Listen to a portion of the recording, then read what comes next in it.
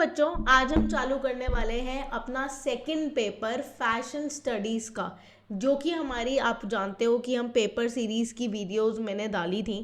Fashion study का अभी एक पेपर सॉल्व करवा दिया है, नोट्स चैप्टर वगैरह सब मैंने डाल दिया है, सब मैंने पढ़ा दिया है। एक चैप्टर 4 बचा है, क्योंकि मेरी तबीयत बहुत ज़्यादा ख़राब थी तो मैं अपने चीट नोट्स आपके साथ शेयर नहीं कर पाई। उसकी मैं 1-2 दिन में वीडियो बना दूंगी।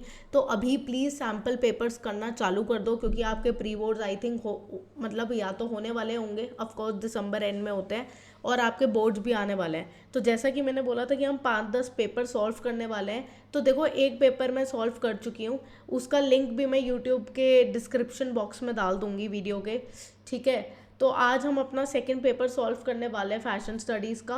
तो प्लीज़ अब ध्यान से हम इस पेपर को सॉल्व करते हैं। पेपर सॉल्व करना, लास्ट ईयर के पेपर सॉल्व करना बहुत ज़रूरी है, और उसमें आपको कैसे आंसर्स लिखने हैं वो भी बहुत ज़्यादा ज़रूरी है, ठीक है। क्योंकि उससे हमें एक पता चलता है किस टाइप का पैटर्न फॉलो हो रहा है, इतने साल से किस टाइप के क्वेश्चंस आ रहे हैं, तो वो एक आइडिया पता चलता है। Don't worry about chapter 4। मुझे बहुत बच्चों ने कमेंट किया है और मुझे खुद को भी पता है कि वो डालनी है।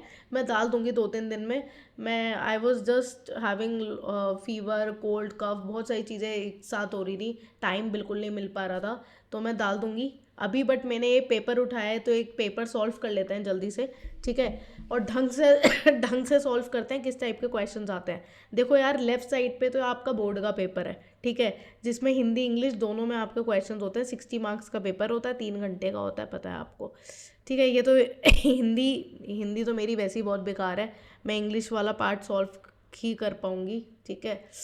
चलो जल्दी से आते हैं। Where is my paper, yes. Answer आप देखोगे, सेक्शन ए जो है ऑब्जेक्टिव टाइप क्वेश्चन, उसमें कह रहे हैं answer any 4 out of the 6 given question on employability skills, ठीक है। 6 क्वेश्चन में से कोई भी 4 क्वेश्चन हम सॉल्व करने वाले हैं, ठीक है। पहला क्या कह रहा है, list any 2 stages of active listening. तो आपको बोर्ड के पेपर में क्वेश्चन नहीं लिखना होता, बस आप डालोगे क्वेश्चन नंबर 1 पार्ट 1 और सीधा आंसर लिखोगे। ये तो मैंने बस टेबल की फॉर्म में आंसर्स डाल दिए, आपको सिर्फ आंसर लिखना होता है।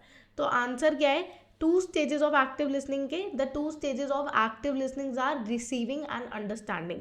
अगर मुझे आप एक्टिव लिसनर हो, आप मेरी बात सुन रहे हो, अच्छी तरीके से समझ पा रहे हो, तो क्या है कि आप मेरी बात को रिसीव कर रहे हो। एक तो होता है कि आपने सुन लिया, मतलब रिसीव कर रहे हो, सुन रहे हो। एक होता है उसके बाद आप अंडरस्टैंड कर रहे हो, कि जो मैं आपको बोल रही हूँ वो सुन भी रहे हो और समझ भी रहे हो।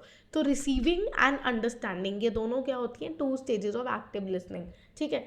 बाकी अदर एक्सेप्टेबल स्टेजेस, आप इवैल्यूएटिंग, रिस्पॉन्डिंग, ये भी लिख सकते हो कि आप सुन के रिस्पॉन्ड करो। रिस्पॉन्ड कैसे करोगे, कमेंट करके बताओगे। अगर कोई डाउट है तो पुरानी किसी वीडियो में समझ नहीं आया कोई सा चैप्टर, तो वो ये सब बताओगे, ठीक है। Next, what are the 3 R's of environment. Environment के कौन से 3 R's होते हैं, reduce, reuse, recycle. I think ये तो बच्चे बच्चे को पता होता है, ईवीएस और साइंस की बुक में भी होता है, reduce, reuse and recycle. Why is self motivation important. Self motivation बहुत ज़्यादा इंपॉर्टेंट क्यों है, आप खुद से क्यों मोटिवेट होने चाहिए ना, कि नहीं मुझे अपना चैप्टर, अपना कोर्स खत्म करना है, लास्ट ईयर के पेपर सॉल्व करना है, 2 घंटे लगातार बैठ के मैम को सुनना है। मतलब 2 घंटे की तो नहीं होती वीडियो, बट जो भी है, मतलब मैम को सुनना है, अपने चैप्टर्स क्लियर करना है। तो ये सब क्या है, सेल्फ मोटिवेशन है। फैशन में करियर बनाना है तो आपको खुद से अपने आप को मोटिवेट करना पड़ेगा, कि नहीं कि कौन से इंस्टीट्यूट में एडमिशन लेना है, क्या है वगैरह। That is called as self motivation. Self motivation is important because it helps individual to take initiative, set goals and preserve through challenges to achieve their objective through external pressure, without any external pressure। Self motivation इसलिए ज़रूरी है, जब आप खुद से motivated होते हो तो और किसी को आपको मोटिवेट करने की, आप पे प्रेशर डालने की कोई ज़रूरत नहीं है। तो self motivation is a important because it helps individual to take initiative. आप कोई शुरुआत तो करो, अपने गोल सेट करो, प्रिजर्व थ्रू चैलेंजेस, चैलेंजेस के लिए तैयार हो, तो सेल्फ मोटिवेशन है। What do you understand by the term industrial entrepreneurs. Industrial entrepreneurs कौन होते हैं, जो कि इंडस्ट्री में काम करते हैं, उनके पास एक्सपीरियंस होता है। Industrial entrepreneurs are individuals who identify the need and opportunities in the manufacturing industrial sector. तो इंडस्ट्रियल एंटरप्रेन्योर बिजनेस क्या होता है, एंटरप्रेन्योर मतलब जो बिजनेस का चलाते हैं ना, काम करते हैं, अपना बिजनेस करते हैं। तो एंटरप्रेन्योर की क्या क्वालिटी है, कि जो कि मार्केट में नीड को समझेगा, कि मुझे मान लो कि इस टाइप का फैशन है, अगर आप फैशन एंटरप्रेन्योर हो तो मुझे इस टाइप का फैशन ब्रांड बनाना है, मेरी मार्केट में ये नीड है, ये डिमांड है ना, और उसके हिसाब से आप अपनी मैन्युफैक्चरिंग करो. Those are called as industrial manufacturer who identify the need and opportunities in the industrial sector and make goods and market produce market goods. ठीक है. नेक्स्ट क्वेश्चन देखो, ये हिंदी में दे देते हैं ना, पेपर की लेंथ बढ़ जाती है.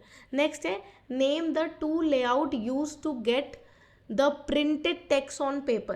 प्रिंटेड टेक्स्ट ऑन पेपर लाने के लिए क्या करोगे? The two layouts use to get the printed text on paper is portrait and landscape. कोई भी पेपर होता है, अगर आप किसी भी पेपर को प्रिंट करो, फॉर एग्जाम्पल अगर मैं इसको प्रिंटिंग कमांड दूँ तो ये दो ही मोड तो देता है लेआउट के. कितनी जल्दी मैंने आपको लाइव करके दिखा दिया. या तो पोर्ट्रेट मतलब वर्टिकली रखो, लैंडस्केप मतलब हॉरिजॉन्टली रखो, दो ही तरीके हो सकते हैं. ठीक है, इसको कैंसिल कर देते हैं, मुझे प्रिंट नहीं करना अभी. Mention the key use to select the entire content of a file at once. Control A क्या होता है? आपके पूरी फाइल कौन सी कह रहा है? Excel file. आपके एम्प्लॉयबिलिटी में एक्सेल आता है ना, तो एक्सेल में क्या है? कंट्रोल ए करते ही सारे सेल्स सिलेक्ट हो जाते हैं. ठीक है, ये 6 के मैंने तो 6 के 6 बता दिया, हालांकि आपको कोई से भी 4 करने होंगे पेपर में अगर आते हैं तो. नेक्स्ट हम कर रहे हैं answer any 5 out of the given 7 question. 7 में से कोई 5 क्वेश्चन सॉल्व करने हैं, हम सातों सॉल्व करेंगे जिससे कि हमें पता चले क्या आंसर्स है. Fashion historian James Lever has propounded the following 3 principles which govern clothing. Clothing को लेके कौन से 3 प्रिंसिपल सही हैं? Protection, seduction, adornment, ritualistic, utility, hierarchy. Seduction, utility, hierarchy, seduction, protection and identification. बताओ क्या आंसर होगा? पहली बात, प्रोटेक्शन तो रहता ही है. क्लोथिंग का मतलब क्या है? सबसे पहली चीज़ जो क्लोथिंग के लिए आई थी, आपको धूप से, छाँव से, बारिश से, इन सब से बचाना, तो प्रोटेक्शन का काम करते हैं. सेकंड चीज़ जो काम आती है आपकी, सिडक्शन की आती है. आप फैब्रिक को लेके आपकी क्या फीलिंग है, आपके क्या स्टाइल है ना. एडॉर्नमेंट, आप उसको कितनी अच्छी तरीके से, एज अ फैशन हिस्टोरियन ने क्या बोला कि फैशन इज एडॉर्न. आप उसको पहनते हो, तो जब पहनते हो मतलब when you feel the like related govern. Clothing को लेके अगर मैं बोलूँ, एडॉर्नमेंट के लिए फीलिंग क्या होती है? फॉर एग्जाम्पल कैसे बताएं आपको? Adornment means how you feel and how the person, I would say, कैसे आप पर्सन आपको देखता है जब आपने कोई कपड़े पहने. मैंने कपड़े पहने, आपको अब इस कपड़ों को देख के क्या फीलिंग आ रही है, that is called as adornment. ठीक है. नेक्स्ट आते हैं, skirt tied at the waist where the excess waist band forms an animal like tail hanging at the back. It is called as conics. भाई ये बहुत बार पेपर में आता है. समेरियन स्कर्ट्स की बात हो रही है. समेरियन स्कर्ट्स मैंने लास्ट टाइम दिखाई भी थी. लंबी सी स्कर्ट्स होती हैं समेरियन स्कर्ट्स. उसके ऊपर क्या होता है? कोई भी स्कर्ट, पहले के टाइम में जो स्कर्ट होती थी इलास्टिक वाली ने होके, उसमें पीछे ना बेसिकली रिबन टाइप होता था, आप ऐसे करके बांध लो. जैसे अभी हमारी वो आती है ना रैप अराउंड स्कर्ट टाइप, तो आप उसको टाई करते हो. तो जो आप टाई करते हो तो उस हैंगिंग टेल को क्या बोलते हो? कॉनॉक्स कहते हैं. ठीक है, कॉनॉक्स कहते हैं. नेक्स्ट आ जाते हैं, कनॉक्स के बाद नेक्स्ट आ जाते हैं, the ginning machine was invented by. तो बेसिकली गिनिंग मशीन क्या होती है? जो आपकी कॉटन निकलती है, कॉटन बॉल्स निकलती हैं, आप उससे क्या करते हो? गिनिंग प्रोसेस करते हो. आप उनमें से सारी डर्ट्स वगैरह अलग करते हो और उन बॉल्स को, बेसिकली कॉटन की बॉल्स, कॉटन के प्लांट से कॉटन्स को निकालते हो. तो ये जो गिनिंग मशीन थी, किसने बनाई थी सबसे पहले? एली विटने ने ये गिनिंग मशीन बनाई थी. ठीक है. नेक्स्ट क्वेश्चन हम आ जाते हैं,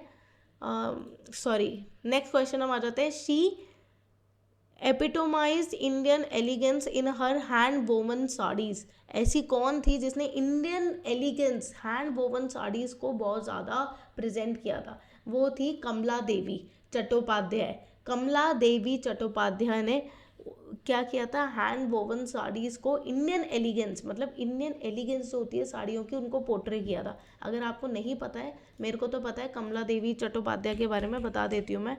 कमला देवी, देखो,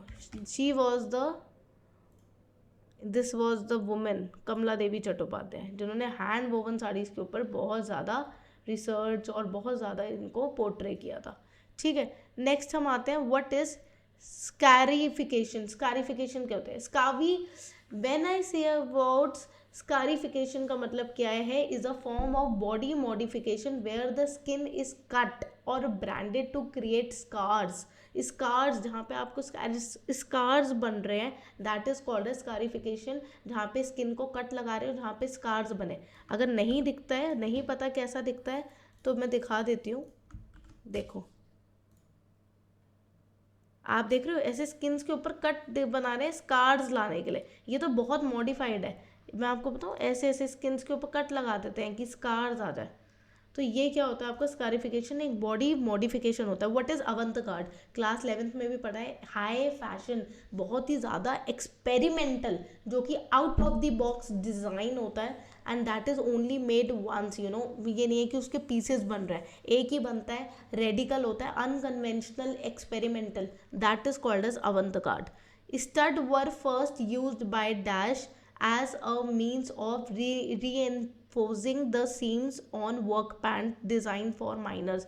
स्टड्स पता है ना, बटन्स होता है। बटन्स मतलब जो एकदम ऐसे करके बंद हो जाते हैं, उनको प्रॉपर वाले बटन नहीं होते, क्लोजर बटन, सिंपल आपने उसको दबाया बंद हो गए। तो उस टाइप के बटन जो आपके शर्ट्स वगैरह में, मतलब आपको बैग्स वगैरह में भी बहुत ज़्यादा दिखाई देते हैं। तो ये फर्स्ट यूज बाय किसने यूज़ किया था? ये किया था जैकॉब डेविस ने, एंड पेटेंटेड बाय लिवाइस।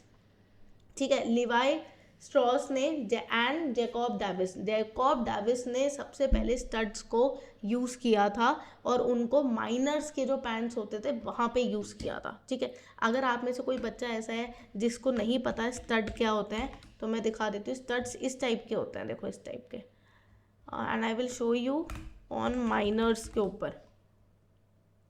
इस टाइप के होते हैं ना, ये देखो इस टाइप के बंद हो जाते हैं बटन्स। ये देखो इस टाइप के होते हैं। ठीक है, ये सिंपली बंद हो गए, दबा के बंद हो जाता है। तो माइनर्स में 1850s में यूज़ हुआ है। नेक्स्ट हम आ जाते हैं क्वेश्चन नंबर 3 अपना।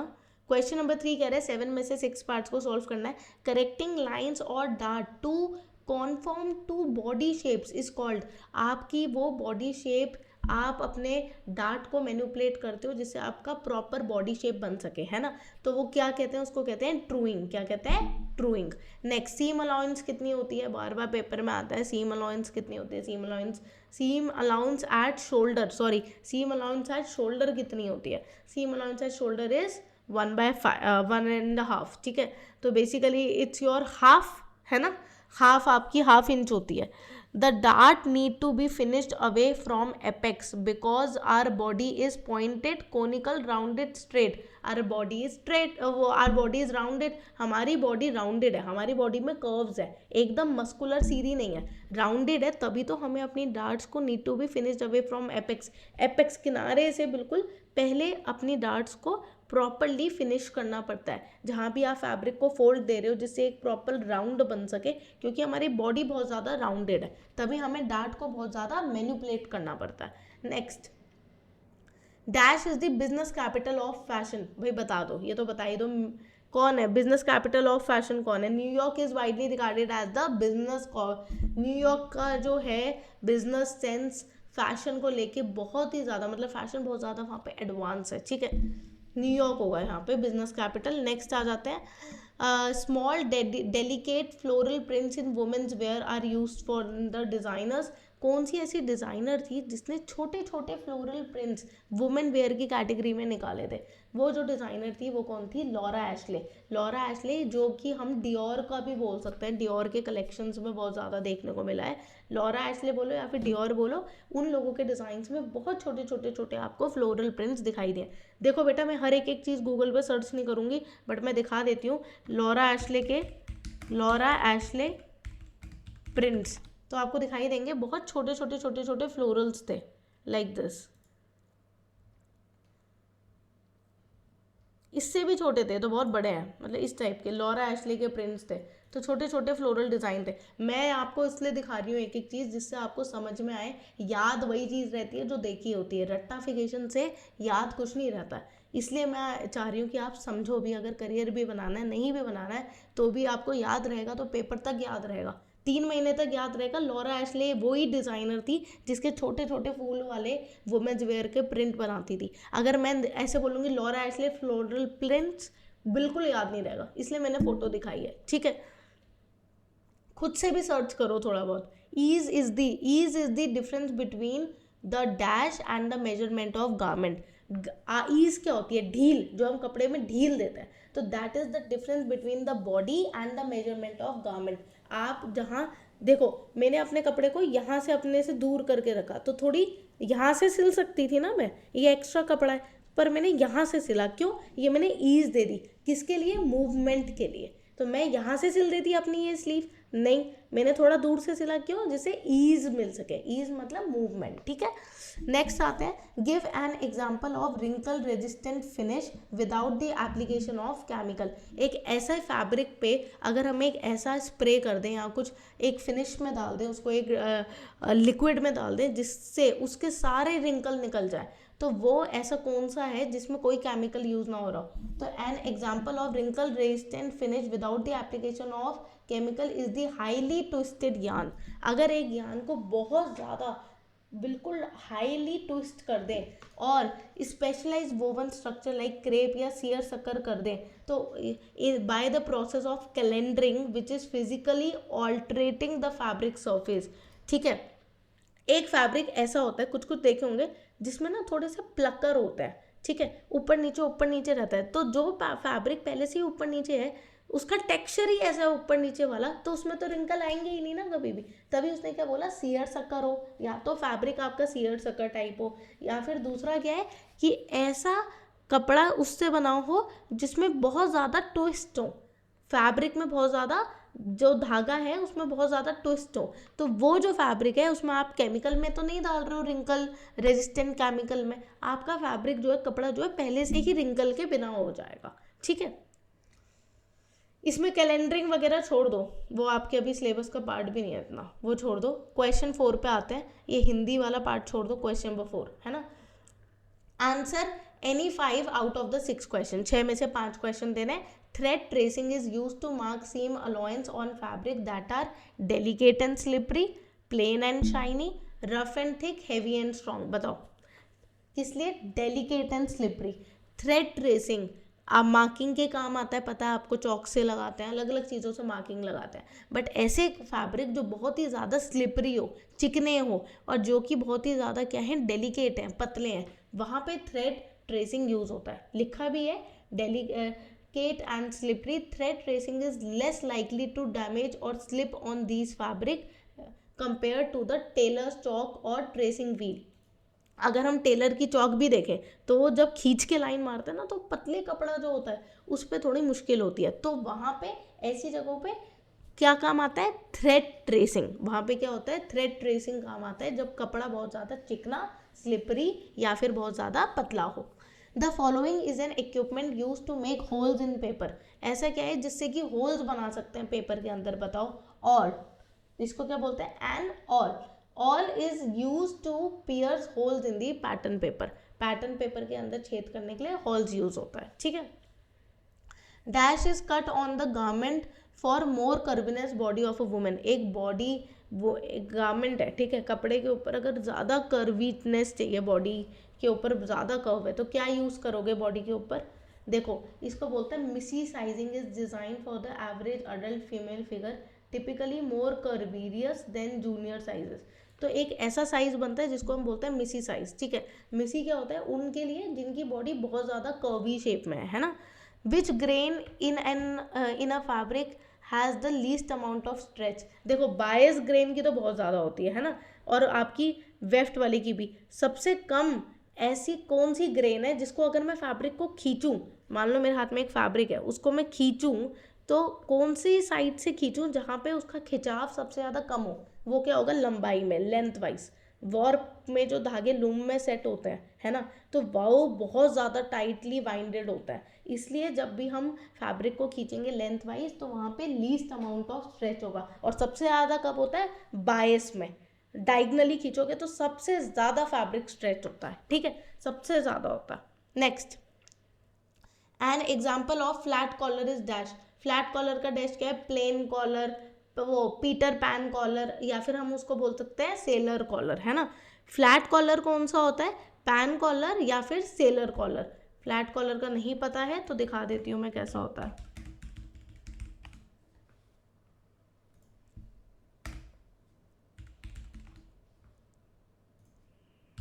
पीटर पैन कॉलर, सॉरी, देखो इस तरीके का होता है फ्लैट कॉलर। ये जो नीचे का पार्ट है ना एकदम रखा हुआ है, फ्लैट रखा हुआ है, ये वाला पार्ट उसका ऐसे खड़ा नहीं है, तो ये क्या होता है आपका पीटर पैन कॉलर होता है, ठीक है। Next, dash is a thermoplastic fabric, कौन फाइबर कौन सा ऐसा है जो कि थर्मोप्लास्ट है, बताओ।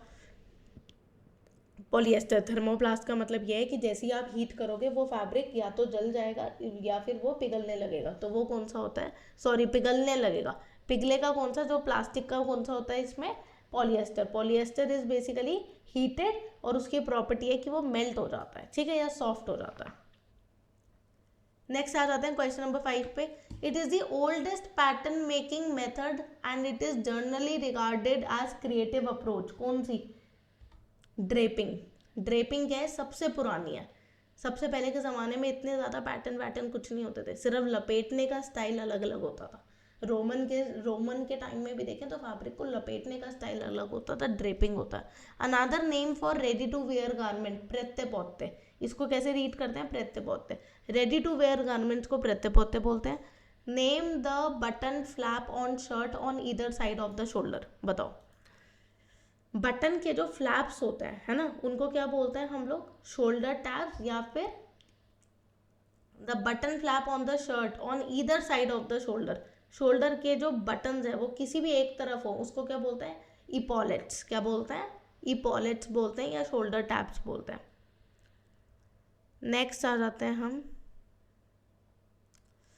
Dash are essentially decorative but are used sparingly because they are post technical problem, क्या, बताओ। डैश आर एसेंशियली डेकोरेटिव, जो बहुत ज़्यादा डेकोरेटिव होते हैं, but are use sparingly because they are post technical problem. क्या है उनकी टेक्निकल प्रॉब्लम्स, क्या हो सकती हैं, शेप्ड एजेस। इसमें क्या है, shaped edges. This is an educated guess because on the common issues with complex decorative garment feature causing technical difficulties in mass production which make their use rare। तो मैं बता देती हूँ आपको शेप्ड एजेस क्या प्रॉब्लम देते हैं। ये देख रहे हो आप, किसी भी, ये तो नॉर्मल शेप एजेस की बात कर रहा है, बट मैं आपको कह रही हूँ प्रोडक्शन में क्या ये प्रॉब्लम देते हैं शेप्ड एजेस। किसी भी गारमेंट के जो शेप्ड एजेस होते हैं ना, सबसे ज़्यादा it's the hardest part to get that common issues. They are essentially decorative, ये सबसे ज़्यादा डेकोरेटिव होता है, पर इसमें टेक्निकल प्रॉब्लम आती है बनाने में, तो ये क्या होता है, शेप्ड एजेस होता है, ठीक है। It is the fastest method of cutting but appropriate only on firmly woven fabric. जो आपके वोवन फैब्रिक होते हैं, it is the fastest method of cutting. Woven fabric पे ही यूज़ होता है, पर सबसे ज़्यादा कटिंग का फास्टेस्ट मेथड होता है टियरिंग। टियरिंग ऐसा है कि आपका वोवन फैब्रिक है, उसको खींचा और फट गया, तो वो क्या हो गया, टियरिंग। पर आपका जो निटेड फैब्रिक होता है वो ऐसे नहीं फटता, ये सिर्फ वोवन फैब्रिक होता है, और सबसे ईजी तरीका होता है tearing. And dash is usually, sorry ये बार बार क्लिक हो जाता है मुझसे, and dash is usually applied in collars, front and back opening, lapels and hem. एक ऐसी चीज़ जो कॉलर पे अप्लाई होती है, फ्रंट एंड बैक ओपनिंग पे होती है। क्यों, वो देखो कॉलर के अंदर एक चीज़ होती है, उसको बोलते हैं इंटरफेसिंग, जो कि पूरे कॉलर को खड़ा करके रखती है। आप देखोगे मशीन में धो लो, कुछ भी कर लो, कॉलर कभी भी ऐसा नहीं है कि मतलब फोल्ड हो गया, टूट गया, या फिर सीधा ही रहता है हमेशा। ये नहीं है कि वो एकदम टेढ़ा हो गया, ऐसा नहीं। क्यों, क्योंकि उसके अंदर इंटरफेसिंग होती है। इंटरफेसिंग की वजह से कॉलर हमेशा बिल्कुल सीधा ही रहता है, ठीक है, सपोर्ट और स्टेबिलिटी मिलती है। नेक्स्ट आ जाते हैं हम, पेपर बड़ा लंबा होता है यार, या मैं ज़्यादा समझा रही हूँ आप लोगों को। Marks that are needed to help assemble garment section correctly are called. Marks जो कि आपको हेल्प करते हैं आपके गारमेंट सेक्शंस को करेक्टली, वो क्या, उनको क्या बोलते हैं, उन मार्क्स को नॉचेस। नॉचेस बेसिकली आपको ये बताते हैं गारमेंट के ऊपर जब आप पैटर्न बनाते हो, है ना, पैटर्न के ऊपर क्या करते हो, छोटे छोटे निशान लगाते हो कि इस पैटर्न को इसके साथ। मान लो आपने पैटर्न बना लिया, पहले पेपर पे पैटर्न बनाया, फ्लैट पैटर्न, फिर उसको आपने कपड़े पे रखा, पर आप मार्क भी तो करोगे ना कि अब ये इसके साथ जोड़ना है, फिर ये इसके साथ नीचे से जोड़ना है। तो वो मार्क्स आपको क्या करते हैं, असेंबल, हेल्प करते हैं कि आप गारमेंट के सेक्शंस को एक दूसरे के साथ इजीली जोड़ सको, उसको बोलते हैं notches. Acrylic fibre is also called as, बताओ क्या बोलते हैं, ऑर्लॉन। ये नहीं पता होता, बच्चे एक्रेलिक को नाइलॉन टिक कर देते हैं, नहीं, पॉलिएस्टर नाइलॉन अलग है, एक्रेलिक जो आपका फैब्रिक है उसको, फाइबर को हम ऑर्लॉन बोलते हैं, ठीक है। Orlon was one of the first and most widely known brand names for acrylic fibre, और वो एक्रेलिक फाइबर के लिए बहुत ही ज़्यादा फेमस है, ठीक है। रिंकल, ये देख रहे हो, ये मैंने ना जानबूझ के एक्सप्लेनेशन आप लोगों के लिए लिखा है जिससे आपको समझ में भी आए, ठीक है। Wrinkles emanating upwards from the corch area indicate that the corch is, जब आपके रिंकल्स निकल रहे होते हैं ऊपर वाले एरिया जो आप पैटर्न बना रहे हो उसमें से रिंकल्स निकल रहे हैं, often indicate that the crotch depth is too short, ठीक है। अगर ऊपर और the garment is too tight in the hip area, तो अगर मैं बोलूँगी कि जो आपका हिप एरिया है ना, जो वो वाला एरिया है वहाँ पे रिंकल बन रहा है, सिलवटें बन रही है, क्यों, या लूज होगा तो सिलवटें नहीं बनेंगी हिप एरिया में। हिप एरिया में अगर बहुत ज़्यादा छोटे छोटे रिंकल बन रहे हो ऊपर की डायरेक्शन में, वो इसलिए या तो वो छोटा पड़ रहा है, कपड़ा छोटा पड़ रहा होगा, टाइट पड़ रहा होगा, या फिर वही उसने बोला कि कपड़ा छोटा पड़ रहा है तभी उसमें रिंकल पड़ रही है, या वो बहुत ज़्यादा टाइट है तभी उसमें हिप एरिया में रिंकल्स पड़नी चालू होती हैं, ठीक है। नेक्स्ट हम आते हैं, dash is measured from the centre back, ठीक है, waist line intersection at the centre back down to the desired line. आपकी ऊपर से लेके नीचे तक का पूरा एक बार में वो क्या कर रहा है, आपका लेंथ कैलकुलेट कर रहा है, उसको क्या बोलते हैं, आउटसीम, ठीक है। Is typically measured from the back waist line to the desired length to down. क्या मतलब, स्कर्ट, ड्रेसेस, पैंट, क्या करते हो, वेस्ट से लेके पैर तक या नीचे तक पूरा पैर घुटने जहाँ तक भी आपको स्कर्ट के लिए, ड्रेस के लिए, पैंट के लिए हाइट चाहिए वो नापते हो, तो वो लेंथ आप कैसे नापते हो, उसको क्या बोलते हैं, आउट सीम, ठीक है। नेक्स्ट कह रहे हैं toddlers are children in the age group of 0 to 1 वालों को बोलते हैं, 1 to 4 वालों को बोलते हैं, 4 to 5 वालों को बोलते हैं, 2 to 4 वालों को बोलते हैं। टोट्स, द एज ग्रुप टोडलर वाला जो होता है, टोट्स इज टिपिकली 4 to 5, वो क्या होता है आपका 4 to 5 होता है। 0 to 1 वाला, 1 to 4 वाला आपका इन्फेंट कहलाता है, वो बिल्कुल आपका न्यू बॉर्न बेबी है, ठीक है। टोडलर उससे बड़ा बच्चा है, जो कि टोडलर मतलब जो चल सके, ऐसे क्रॉल कर सके, वो होता है आपका टोडलर ग्रुप, क्रॉल चल सके, ठीक है। नेक्स्ट हम आ जाते हैं 6th वाले पे, the narrow formally woven lengthwise finished edge of a woven fabric is called as selvedge. ये चीज़ आपको पता है, लेंथ वाइज जब भी एक कपड़ा लूम में लगता है, ऐसे लगता है ना लंबाई में, तो जो दोनों किनारियाँ होती हैं उसकी शार्प वोवन फॉर्म एज, उसको क्या बोलते हैं हम, सेल्वेजेस, उसको क्या बोलते हैं, सेल्वेजेस। नेक्स्ट हिंदी वाला पार्ट छोड़ देते हैं, अब आ जाओ सब्जेक्टिव टाइप। अभी तक हमारे एमसीक्यू ही चल रहे थे, सब्जेक्टिव टाइप में ये आपके क्या होते हैं, बेसिकली 2-2 नंबर के क्वेश्चन होते हैं, 5 में से कोई 3 क्वेश्चन करना है। तो बच्चों हम कौन से क्वेश्चन पे हैं, question number 7, list the environmental barrier faced by entrepreneurs. Entrepreneurs को क्या इन्वायरमेंटल बैरियर्स आते हैं, क्या क्या प्रॉब्लम आती है, ठीक है। तो पहला है includes such as lack of raw material. Raw material, basic material नहीं मिलता। For example I wanted to do a business related to some fashion, और मैं रहती हूँ पहाड़ों पे, तो it's become little difficult for us because of unavailability of basic resources, ठीक है। And then economic climate, very much important, I would say economic climate. For example आप एक फसल उगा रहे हो, एग्रीकल्चर एक्टिविटी कर रहे हो, आपके क्लाइमेटिक कंडीशंस ही मैच नहीं कर रहे हैं। It's not about agriculture. अगर आप एक कपड़े का भी काम कर रहे हो, स्टीमिंग होके आ रहा है, प्रेसिंग होके आ रहा है, आपको ड्राइंग चाहिए, सूखा चाहिए, बारिशों के दिनों में हो ही नहीं पा रही है, प्रिंटिंग करने के बाद गीला रह रहा है, तो ये सारी चीज़ें आपको ध्यान में रखनी पड़ती है। इंफ्रास्ट्रक्चर, ट्रांसपोर्टेशन एंड पावर, बिजली है कि नहीं है, ट्रांसपोर्टेशन है कि नहीं है, ठीक है। रिस्ट्रिक्टिव गवर्नमेंट रेगुलेशंस और पॉलिसीज़, गवर्नमेंट की जो पॉलिसीज़ हैं वो काफ़ी ज़्यादा रिस्ट्रिक्शंस एंड रेगुलेशंस कभी कभार अप्लाई हो जाती हैं, जिसकी वजह से बिजनेस करने में प्रॉब्लम आती है। Explain the difference between interrogative and imperative sentences with examples. As I told you, interrogative sentences वो होते हैं जहाँ पे क्वेश्चन आता है। फॉर एग्जाम्पल, जहाँ पे क्वेश्चन मार्क आता है, are you ready, have you eaten something, जहाँ पे आप पूछ रहे हो, वो इंटरोगेटिव होते हैं। इम्पेरेटिव क्या होते हैं, जहाँ पे सेंटेंसेस में सबसे पहले आपकी वर्ब आती है। For example, put this glass down. For example, giving a command or a request like finish your work. What is a e-waste? E-waste क्या होता है? E-waste होता है इलेक्ट्रॉनिकल वेस्ट, ठीक है। बहुत बच्चे बेवकूफ़ों की तरह इन्वायरमेंटल वेस्ट करके आते हैं।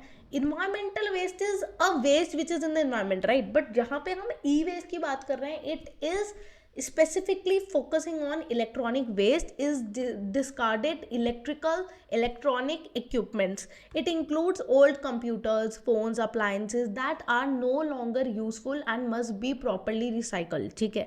तो ऐसी चीज़ें जो कि बिल्कुल भी यूज़फुल नहीं है और प्रॉपरली रिसाइकल होनी चाहिए, तो वो ई वेस्ट होता है। Explain any two parameters for the 5-factor model describing personality of a individual. एक इंसान की, एक बंदे की क्या पर्सनालिटी होती है? सिंपल बेसिक पर्सनालिटी जो कि उसके ट्रेट्स होने ही होने चाहिए। That is parameter 1 which is openness.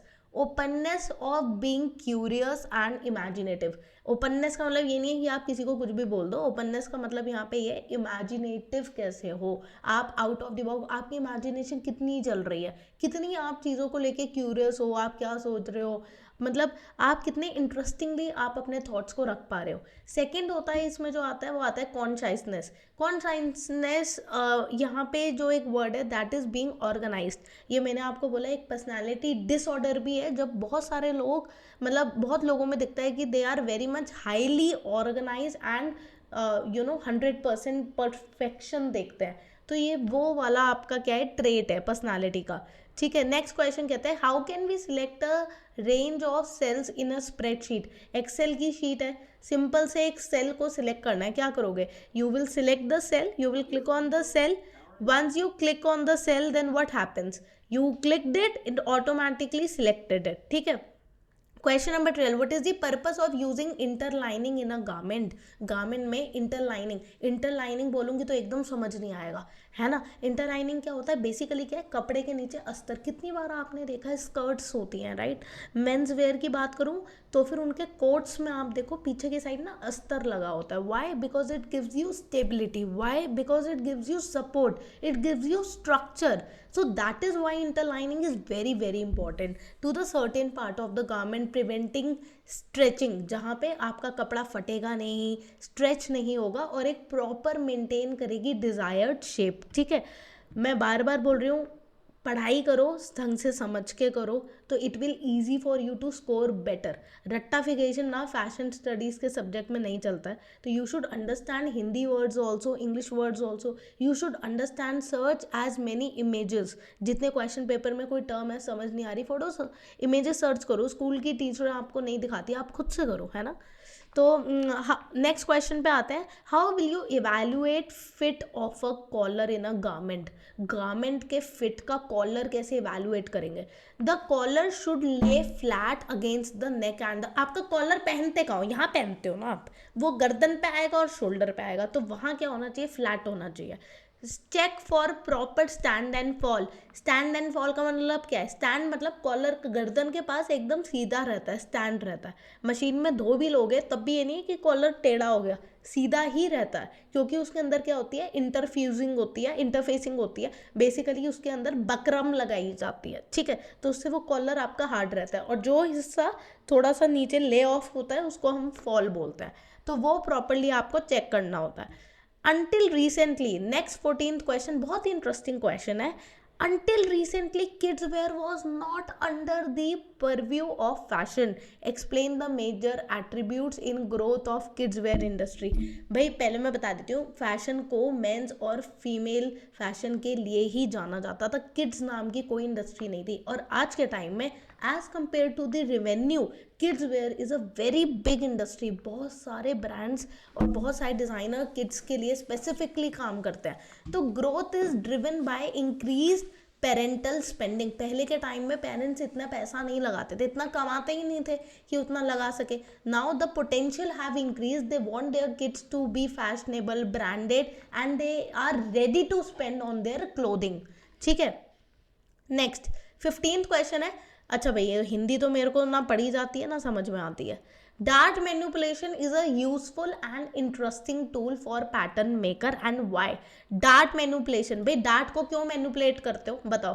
Dart को मैनिपुलेट करते हो कि अपनी बॉडी पे, जैसे कि आपका अगर मैं बोलूँ कर्व्स एरिया है ना, बस्ट एरिया है, क्रॉच एरिया, क्या करते हो आप डार्ट प्रॉपरली मैनिपुलेट करते हो जिससे आपकी फिटिंग प्रॉपर लग सके, राइट। तो that is called as your dart manipulation. So basic rule of dart manipulation is essential because it is transfer the volume and shape to a new seam line। आप volume और shape देते हो एक दूसरी अपनी सिलाई की लाइन पे, जो कि काफ़ी creating complex and tailored garment. ठीक है, differentiate between himation and toga. Himation was an outer garment worn by ancient Greek. Himation क्या होता है, एक आउटर गारमेंट होता है जो ग्रीक के लोग पहना करते हैं, often draped over one shoulder and covering the whole body. अब आप बोलोगे एक शोल्डर कवर होता है और होल बॉडी कवर होती है, उसको हिमाशियन बोलते हैं। यस, उसको हिमाशियन बोलते हैं। और हिमाशियन दिखता कैसे है, जैसे कि मैंने बोला इमेजेस नहीं देखोगे तो बेटा नहीं आएगा समझ में। So let's see, 2 he minute लगते हैं, सर्च कर लो हिमाशियन, देखो ऐसा होता है। तभी मैंने बोला एक शोल्डर कवर होता है और नीचे की बॉडी कवर होती है, तो इट्स अ ग्रीक फैशन। ठीक है, अभी आप बोलते हैं ना रणवीर सिंह ने ये सब क्या पहन लिया, उसने क्या पहन लिया, एवरीथिंग। ये जो बड़े बड़े डिजाइनर्स हैं सर्च करके ही तो बनाते हैं। टोगा क्या होता है, टोगा ये होता है that is the main outer garment of the ancient Roman citizens, typically semi circular wool cloth drape formally over a tunic. एक ट्यूनिक होता है उनका, कुर्ता पजामा होगा, उसके ऊपर उन्होंने एक सेमी सर्कुलर वुलन क्लॉथ पहनते हैं, उसको टोगा बोलते हैं। अब मैं अगर सर्च करते हैं, लेट्स सर्च फॉर टोगा, तो you will get a nice toga clothing. Search कर रही हूँ मैं, so let's search for toga clothing.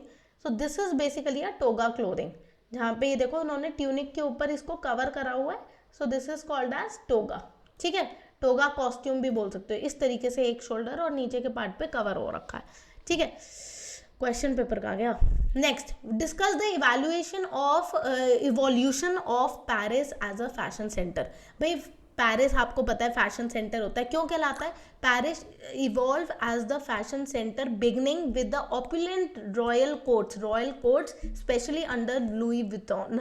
Louis 14 जो थी आपकी, लुई 14 के बाद this was cemented in the mid 19th century with the rise of haute couture. High fashion के साथ साथ लुई 14 के टाइम पे पेरिस एज अ फैशन बहुत ग्रो हुआ था, हाई फैशन बहुत ज़्यादा ग्रो हुआ था उनके टाइम में। मिड 19th सेंचुरी में बहुत ज़्यादा हाई फैशन, हैंड क्राफ्टेड और डिफरेंट टाइप्स ऑफ फैब्रिक्स के साथ प्ले हुआ था, और बड़े बड़े डिज़ाइनर्स सामने आए थे जैसे कि चार्ल्स फेडरिक। ठीक है, establishing it as the global hub for luxury and design innovations, जहाँ पे luxury and design innovations होते हैं। 18th क्वेश्चन कह रहा है, how will you identify that the fabric is aligned before cutting and explain the method of aligning the fabric। आपको कैसे पता कि आपका फैब्रिक प्रॉपरली अलाइंड है काटने से पहले? You identify alignment by checking the weft at a 90 degree angle with the warp and the salvage. Basically आप क्या चेक करते हो कपड़े में? पहले ध्यान रखोगे कि जो आपके वॉर्प है, लंबे वाले धागे हैं लेंथ वाइज, और जो आपके वेफ्ट है ये प्रॉपरली 90 डिग्री पे अलाइन है सेल्वेज के साथ, किनारी के साथ। आपकी जो किनारी होती है फैब्रिक की और जो वॉर्प होते हैं वो एक दूसरे के पैरेलल होते हैं, राइट। ठीक है, to align pull the fabric diagonally. अब आपको अगर उसको अलाइन करना, उसने पूछा ना explain the method to align the fabric, तो कैसे करेंगे? To align pull the fabric diagonally from the corner until the threads are straight and square. कभी कभार फैब्रिक को जब हम नॉर्मली ऐसे रखते हैं तो क्या होता है, उसका किनारा अलाइन नहीं होता प्रॉपरली, तो डायगोनली खींचते हैं और उसको प्रॉपरली स्ट्रेच करते हैं जिससे कि वो एक साथ हो जाए। फैब्रिक में रिंकल्स आ जाते हैं, बड़ा फैब्रिक होता है तो उसको खींच के थोड़ा सा हाथ फेरते हैं, ठीक हो जाता है। ठीक है, question number 19, explain the method of constructing U line U neckline with neat label diagram. तो basically to construct a U line neckline mark the desired width of the shoulder. आपके शोल्डर की क्या विद है पहले उसको calculate करोगे, then depth at the centre, width कितनी है और डेप्थ कितनी है, using a French curve to draw a smooth round shape. तो यू शेप बनाने के लिए एक फ्रेंच कर्व का यूज करोगे।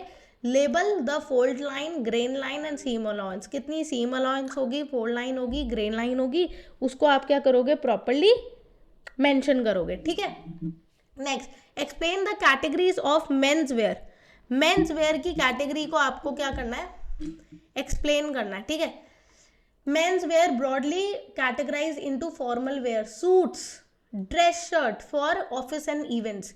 मेंस वेयर की बात करूं तो फॉर्मल वेयर जो ऑफिस में पहनते हैं, कैजुअल वेयर, 4 कैटेगरी मेन है, मैं बताती हूँ। फॉर्मल वेयर जो ऑफिस में पहनते हैं, घर में पहनने वाले कैजुअल वेयर जो आपके बरमुडाज हो गए, शॉर्ट्स हो गए, पोलो शर्ट्स हो गई, जीन्स हो गई, कैजुअल वेयर हो गया। स्पोर्ट्स वेयर जहाँ पे आप क्या पहनते हो, फिजिकली एक्टिव क्लोथ्स पहनते हो, टेक्निकल फैब्रिक्स पहनते हो, है ना, एक्टिव वेयर या स्पोर्ट्स वेयर हो गया। और लास्ट कैटेगरी होती है आपकी आउटवेयर्स, या फिर जिसको आप बोल सकते हो फेस्टिव वेयर, जहाँ पे कोट्स वगैरह पहनते हो, जैकेट्स वगैरह पहनते हो, और स्लीव वेयर भी बोल सकते हो, है ना, स्लीव वेयर या अंडरवेयर भी बोल सकते हो आप, ठीक है। तो these things are your basic garments की कैटेगरीज हैं, ये आपको हर कैटेगरी में ही दिखाई देती है ना। नेक्स्ट आते हैं, explain the construction of one dart skirt block. क्या कह रहे हैं, explain the construction of one dart skirt block with neat label diagram. तो क्या है, the basic skirt block is constructed by first drafting the hip and waist line on paper. पहले तो paper के ऊपर आप उसका स्कर्ट के लिए हिप और वेस्ट लाइन को मेजर करके वो डालोगे, and the ensuring the front back fit. Next, the crucial element is the single waist dart on both the front and back pattern. आपको क्योंकि स्कर्ट की वेस्ट लाइन को प्रॉपर शेप में लेके आना है, तो आगे और पीछे से डार्ट लगाओगे तो क्या होता है, सिंगल वेस्ट डार्ट होगा, क्योंकि फ्रंट में भी लगाना है, बैक में भी लगाना है। पहले पेपर पे डायग्राम बना दिया स्कर्ट का, जैसे फैब्रिक का चाहिए आपको जितना चाहिए, उसके बाद आपने डार्ट मार्क कर दी। उसके बाद which is created to taper the fabric on the waist to the hip, वो आप उसके बाद उसको इकट्ठा, जो कि आप टेपर करोगे इसलिए उसकी मार्किंग लगाओगे, ठीक है। Next, describe 5 elements, classic elements of fit. एक अच्छा गारमेंट का फिट, कहते हैं फिट क्या होता है, बेसिकली फिटिंग होती है। कहते हैं ना कपड़े की ढीली तो नहीं हो रहे, लूज तो नहीं हो रहे, टाइट तो नहीं हो रहे, परफेक्ट फिट के 5 एक एलिमेंट्स हैं। बहुत इंपॉर्टेंट क्वेश्चन है, बहुत बार आता है पेपर में। ग्रेन, ग्रेन क्या होता है, fabric thread must align with the body horizontal and vertical lines. जो बॉडी की वर्टिकल एंड हॉरिजॉन्टल लाइंस हैं उसके साथ जो आपके कपड़े के धागे हैं, है ना, जो कपड़े के धागे हैं, दैट शुड प्रॉपरली अलाइन, वो अलाइन होनी चाहिए, उसे ग्रेन कहते हैं। सेट क्या होता है, the garment should be smooth without unwanted wrinkles. एक सेट मतलब कि एक गारमेंट कपड़ा ऐसा होना चाहिए जिसके ऊपर कोई भी रिंकल ना हो, प्रॉपरली स्मूथ होना चाहिए। कहते हैं ना कि इसकी फिटिंग बहुत अच्छी लग रही है, कैसे, क्योंकि कोई रिंकल नहीं है, प्रॉपरली स्मूथ है। ग्रेन, ग्रेन क्या हुआ, horizontal and vertical lines properly align है। लाइन क्या होती है, the design line and seam should follow the body silhouette naturally. जो डिजाइन की लाइन है, सिलाई की लाइन है, वो बॉडी के हिसाब से, मेरा शोल्डर यहाँ है तो सिलाई यही है ना, ये सिलाई यहाँ पे, यहाँ तो नहीं है, तो ये क्या है, प्रॉपरली आपका फिट होना चाहिए। तो ये क्या होता है, आपका लाइन कहलाता है, कि आपकी जो सीम लाइन है properly balance. The garment must hang evenly from side to side, front to back. Properly hang होना चाहिए, नहीं कि कहीं से ज़्यादा लटक रहा है कहीं से कम, तो बैलेंस है। Ease, adequate room for movement and comfort, comfort के लिए आपको पता ही, मैंने बताया था ईज क्या होती है। आप चाहते तो अपने कपड़े को यहाँ से भी सिल सकते थे, बट आपने यहाँ से सिला, क्यों, क्योंकि आपने ढील छोड़ दी। Ease, classify and explain archetypes of clothing, ठीक है। तो आपकी क्या है, क्लोथिंग के वो कह रहे हैं क्लासीफाई एंड एक्सप्लेन करो, मतलब जिस तरीके की, अगर मैं बोलूँ कि हमारे आर्कटाइप्स क्या होता है क्लोथिंग के, ड्रेप्ड हो सकता है, मतलब आप अपने कपड़े को क्लोथिंग स्टाइल में मैं अगर बात करूं, आप अपने फैब्रिक के साथ क्या क्या कर सकते हो, पहले ड्रेप कर सकते हो, है ना, डमी होगा उसके ऊपर ड्रेप कर दो, उसी ड्रेपिंग के ऊपर पिन लगा के सिल दो, तो ये क्या हो गया, ड्रेपिंग। टेलर्ड हो सकता है या तो फैब्रिक, टेलर्ड मतलब आपने उसको प्रॉपरली सिल दिया और प्रॉपर शेप में आ गया तो टेलर हो गया। सिंपल एंड शीथ का मतलब क्या होता है, बेसिक ट्यूबुलर और फिटेड शेप, जैसे कि टी शर्ट, सिंपल ड्रेसेस वगैरह की फॉर्म में हो सकता है, ठीक है। तो archetypes of clothing are basic universally recognisable garment form often associated with role and function. तो ड्रेप हो सकता है, प्रॉपरली रैपिंग होनी चाहिए, जैसे टोगा और साड़ी में था, है ना, प्रॉपरली ड्रेप है। टेलर्ड में प्रॉपरली स्टिचिंग होनी चाहिए, जैसे ब्लेजर और सूट है, प्रॉपर टेलर्ड है। Structure and cut to the fit of the body, loose fitting के लिए हम बोल सकते हैं सिंपल या फिर शीत होना चाहिए, जैसे आपकी टी शर्ट वगैरह हो गई। लास्ट क्वेश्चन है बेटा ये, explain the construction of simple shirt placket with diagram. बहुत बार आता है ये सिंपल शर्ट प्लैकेट। प्लैकेट आपको पता है ना, जहाँ पे हम बटन लगाते हैं, तो उसका जो प्लैकेट वाला एरिया होता है, जो आपका बटन वाला एरिया, वो सिंपल शर्ट प्लैकेट है। Is a finished opening on the sleeve और फ्रंट ऑफ द शर्ट, या तो स्लीव पे हो सकता है प्लैकेट, ठीक है, या फिर फ्रंट में हो सकता है। It is constructed by cutting 2 rectangular stripe of fabric. आप 2 पीस लोगे, कपड़ों के 2 रेक्टेंगल पीस लिए, these stripes are stitch to slit opening. आप इन दोनों को सिलते हो और ओपन कर देते हो, ऊपर से खुला रहता है ना गला, प्लैकेट ऊपर से खुला होता है, तो कह रहा है slit opening folded and top stitch to create a neat durable functional closure. तो अगर किसी को नहीं पता प्लैकेट क्या होता है, तो मैं एक बार दिखा देती हूँ, शर्ट प्लैकेट पता चल जाएगा। शायद मेरा नेट ही नहीं चल रहा है, तो वो मुझे देखना पड़ेगा। चलो ठीक है, कोई बात नहीं, पर प्लैकेट के ऊपर एक नई वीडियो बना देंगे। बाकी गाइज हमने ये पूरा का पूरा आपका जो पेपर था सॉल्व कर लिया है। Make sure you subscribe the channel if you have not subscribed yet. Secondly, I am going to make one video जिसमें कि हम सारे short answer type question from whole class 12th fashion studies करने वाले हैं, ठीक है, क्योंकि बहुत बच्चों ने मुझे कमेंट करके बोला था, है ना, कि तो मैं ये करने वाली हूँ कि सारे आपके शॉर्ट क्वेश्चंस एक साथ करते हैं, जिससे आपका एक क्विक रिवीजन हो सके, ठीक है। Similarly long answer type question का भी एक क्विक रिवीजन कर देंगे, तो वो कर देंगे, जिसके डायग्राम आने चाहिए इसलिए भी कर देंगे, ठीक है। Okay then, do subscribe it. अपनी तैयारी करते रहो, प्रॉब्लम आ रही है तो मुझसे पूछना, ठीक है।